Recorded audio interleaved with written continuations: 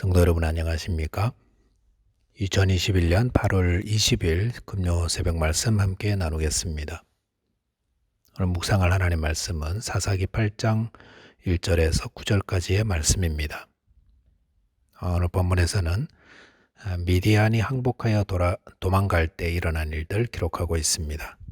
본문을 통해 주님의 나라를 위한 진정한 용사가 어떤 자인지에 대해서 함께 살펴보겠습니다. 첫째로 겸손하며 화평케 하는 자입니다. 본문 1절에 보시면 에브라임 사람들이 기드온에게 이르되 내가 미디안과 싸우러 갈 때에 우리를 부르지 아니하였으니 우리를 이같이 대접하면 어찌 됨이냐 하고 그와 크게 다투니라라고 하였습니다. 여기서 에브라임 사람들이 기드온에게 와서 시비를 걸고 있는 것을 볼 수 있습니다. 그들은 기드온이 왜 미디안과 싸우러 갈 때 그들을 부르지 않았느냐고 따지면서 크게 다투었습니다. 지금 이스라엘이 7년간 그들을 압제하던 미디안을 물리치고 큰 승리를 거둔 이 좋은 날에 에브라임은 자기들의 명예가 더럽혀졌다고 기드온을 찾아와 크게 다투었던 것입니다.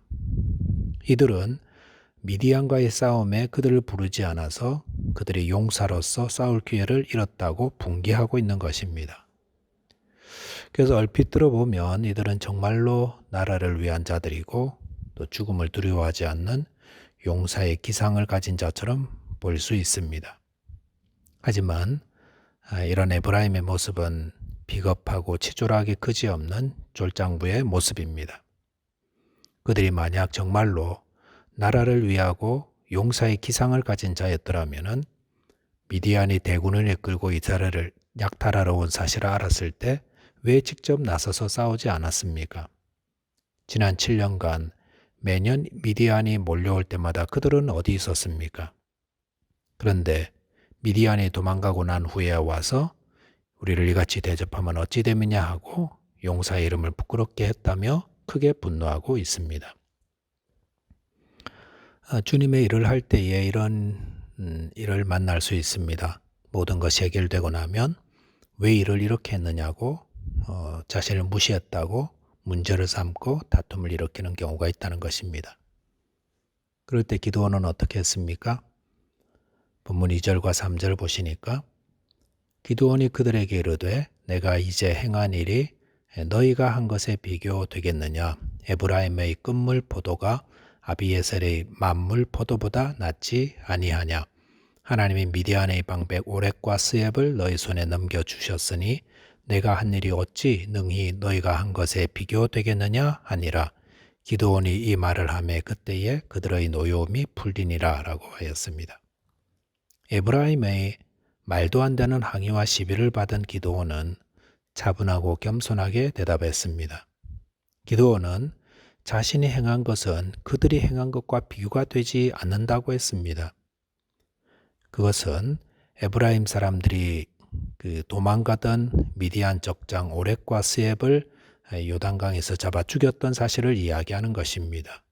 그러면서 에브라임의 끝물 포도, 즉 도망가는 적장을 잡아 죽여 공을 세운 것이 기드온이 속한 아비에셀의 만물 포도, 즉 기드온이 미디안 적진을 공격한 사실을 말하는데 그 만물 포도보다 낫다라고 하였던 것입니다. 그러면서 하나님이 적장을 에브라임의 손에 넘겨준 것이 대단히 큰 일이고 가장 중요한 일이라고 치하해 주었던 것이죠. 그랬을 때에 에브라임의 노여움이 풀리고 그래서 자칫 큰 분쟁으로 이어질 뻔한 상황이 잠잠하게 되었던 것입니다. 본문을 보면서 기드온이 참 큰 용사구나 하는 것을 볼 수 있습니다. 참 용사란 죽음을 두려워하지 않고 나서서 싸우는 사람이기도 하지만 참 용사란 억지를 부리며 시비를 걸어오는 자와 맞서 싸우지 않고 오히려 넓은 마음으로 이해해주고 다독거려주고 받아주고 그래서 다툼을 화평으로 바꿀 수 있는 자라는 것입니다. 잠언 15장 1절 2절 보시면 유순한 대답은 분노를 쉬게 하여도 과격한 말은 노를 격동하느니라.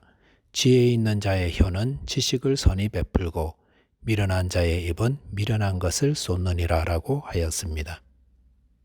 에브라임 사람들은 과격한 말로 노를 격동하려고 했지만 기드온은 유순한 대답으로 에브라임 사람들의 분노를 쉬게 하였습니다. 이것이 지혜 있는 자의 모습이죠. 또한 잠언 16장 32절에 보시면 우리 잘 아는 말씀이죠. 노하기를 더디하는 자는 용사보다 낫고 자기의 마음을 다스리는 자는 성을 빼앗는 자보다 나으니라 라고 하였습니다. 누가 참 용사입니까? 자기 마음을 다스려 노하기를 더디하는 자입니다. 록다운 가운데서 우리가 특별히 마음을 잘 다스리시기 바랍니다. 억지를 부리며 다투려 했던 에브라임 사람들을 유순한 말로 대답하여 분쟁을 잠재웠던 기드온처럼 저와 여러분들도 가족들 가운데서 또 이웃 가운데서 화평을 만드는 참 용사 되시기 바라겠습니다. 두 번째는 맡은 사명에 최선을 다하는 자가 참 용사입니다. 본문 4절에 보시면 기드온과 그와 함께 한 자 400명이 요단강에 이르러 건너고 비록 피곤하나 추격하며 라고 하였습니다. 여기 보시면 기드온과 300용사는 도망가는 미디안 적군을 추격하기 위해 요단강을 건넜다고 했습니다. 기드온이 이스라엘 땅에서 미디안을 몰아낸 것만으로 만족하지 않고 요단강을 건너 그들을 추격하여 섬멸하려 한 이유가 무엇이었겠습니까? 그것은 아마도 다시는 미디안이 이스라엘을 넘보지 못하게 확실히 그들을 진멸하려 했기 때문이라 할 수 있습니다. 기드온은 하나님이 그에게 주신 승리를 조금만 취한 것이 아니라 완전히 취하려 했던 것입니다. 그래서 4절 하반절에 그들은 피곤했지만 추격했다고 했습니다. 지난 밤부터 그들은 전쟁을 위해 한잠도 자지 못했고 꼬박밤을 새우고 전쟁을 치르고 있었습니다. 제대로 먹지도 못했을 거고 또 제대로 쉬지도 못하여서 피곤할 수밖에 없었습니다. 그럴 때 기드온과 300용사는 거기서 멈추지 않았습니다. 그들은 하나님이 주신 승리를 위해 피곤하다고 적당히 내려오는 것이 아니라 인내하며 끝까지 추격했던 것입니다. 이들을 통해 참 용사가 어떤 자인지에 대한 교훈을 얻게 됩니다. 그것은 하나님이 허락하시고 맡긴 일을 마치기까지 끝까지 충성하는 자라는 것입니다. 끝까지 충성한다는 것, 달란트 비유에 나오는 주의 칭찬을 받은 5달란트, 2달란트 맡은 종을 볼 수 있습니다. 그들은 주인에게서 달란트를 받자마자 곧바로 가서 장사하여 2배를 남겼다고 했습니다. 이들이 2배의 이익을 남기기 위해 얼마나 애쓰고 수고했겠습니까? 장사라는 것이 그냥 쉽게 되는 것이 아닙니다.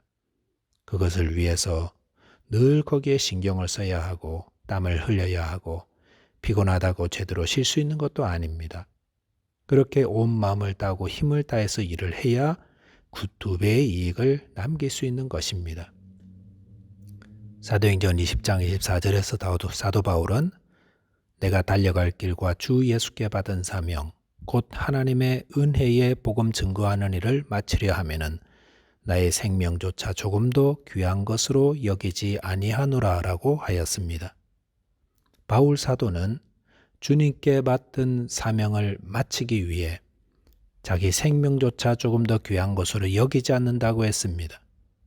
실제로 바울 사도는 복음 전파 사명을 위해 숱한 고난과 배고픔과 추위와 더위와 생명의 위협까지 받았지만 결코 포기하거나 지체하지 않았습니다. 기드온이나 바울 사도뿐 아니라 많은 믿음의 선배들은 주님이 맡겨주신 사명을 잘 마치기 위해 그들이 가진 온 힘을 다하였습니다. 그들도 피곤하고 지칠 때도 있었지만 포기하지 않았고 나태하지 않았습니다. 이것이 바로 주님의 나라를 위한 참 용사의 모습입니다. 말씀을 정리하겠습니다. 주님의 나라를 세우는 참 용사는 마음을 잘 다스려 겸손하며 화평을 이루는 자입니다. 또한 자신에게 맡겨진 사명을 감당하기 위해 최선을 다하는 자입니다. 저와 여러분께서 주님의 나라를 위한 참용사 되시기 바랍니다. 기도하겠습니다. 하나님 아버지, 저희로 겸손하며 모든 사랑과 화평을 이루는 자 되도록 도와주옵소서.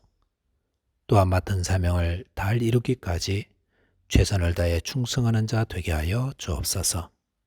우리 주 예수 그리스도 이름 의지하여 기도하옵나이다. 아멘. 오늘도 맡은 자리에서 겸손하며 또 화평을 만들고 충성하는 주님의 나라의 귀한 용사들 다 되시기 바랍니다. 감사합니다.